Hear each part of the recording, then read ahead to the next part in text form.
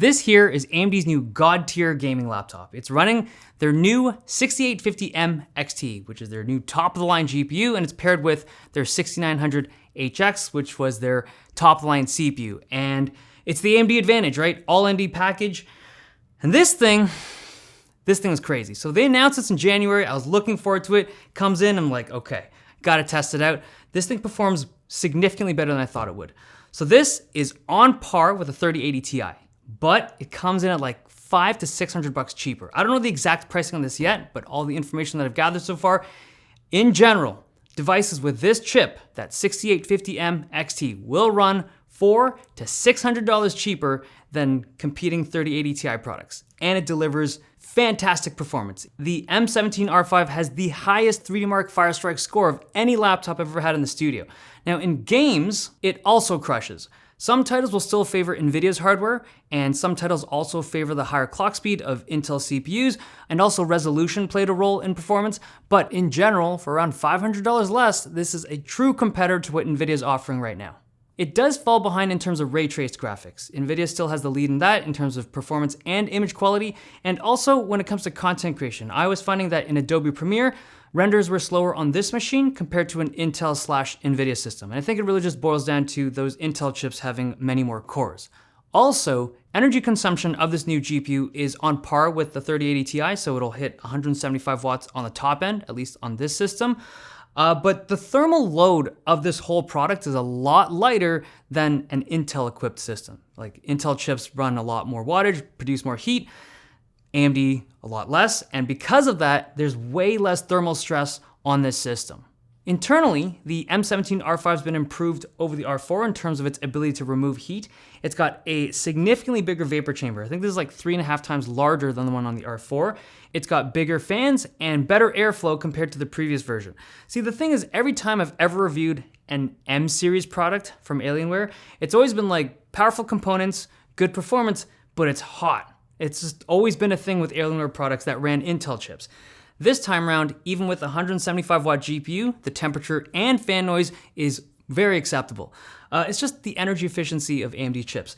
Now, the battery life on this device is one of its best features. So normally with 17-inch devices, even if they have big batteries, this one has a big battery, 97 watt hours. Normally with 17-inch devices, they don't have great battery life. It's just the nature of large laptops with large screens. But this device will hit almost 8 hours of light use. It's very good for a device this size. And this is running the 4K panel. If you have a 1080p panel, it's gonna be even longer. It truly is something special. Now the 4K panel here is really nice, but it's not new. This is the same 4K panel that we've seen from Alienware before. So it's bright, it's color accurate, fast refresh, but it is still a 16:9 aspect ratio, not the taller 16:10s. The keyboard options include this mechanical keyboard. It does that like metallic ring, which I personally don't mind, but it has a fantastic feel to it. I've done a video on it before, so I'm not gonna go into too much detail, but if you like mechanical keyboards on laptops, this is one of the better ones out there. The rest of the device hasn't changed much. It still has that Alienware aesthetic to it, and it has that RGB light up ring on the tail end of it.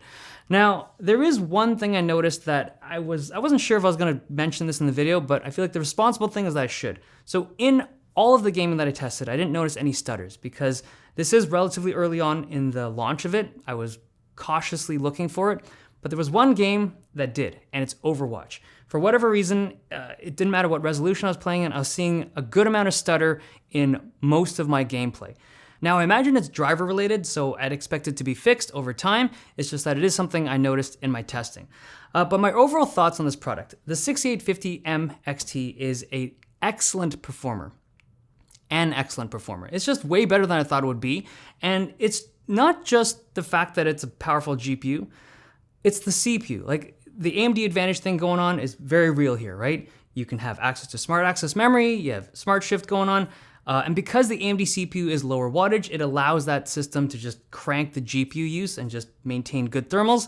It's really cool. But more interesting to me is just the future of where these systems can go. If you notice, this system is the M series. This isn't their top of the line like X series product, and you're still able to get amazing performance on this.